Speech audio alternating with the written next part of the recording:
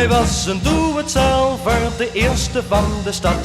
Hij zou ons wel verbazen met wat hij daar te bouwen zat.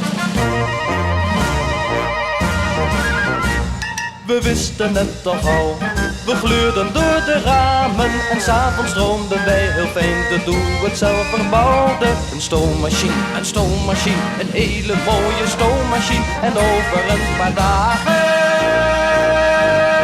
kunnen wij haar zeker zien.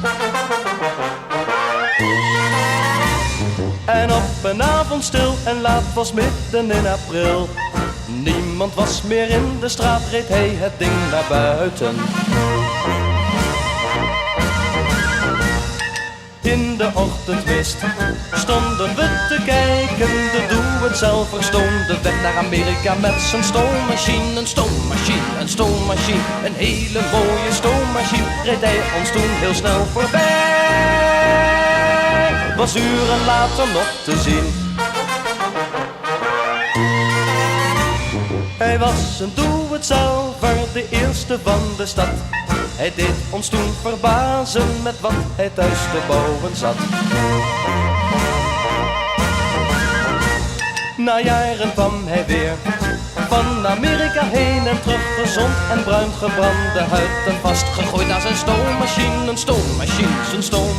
Zijn hele mooie stoommachine. Hij had de nieuwe wereld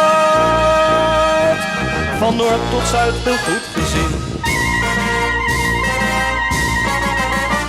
Op een stoommachine, een hele mooie stoommachine.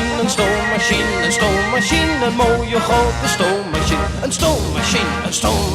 Een hele grote stoommachine.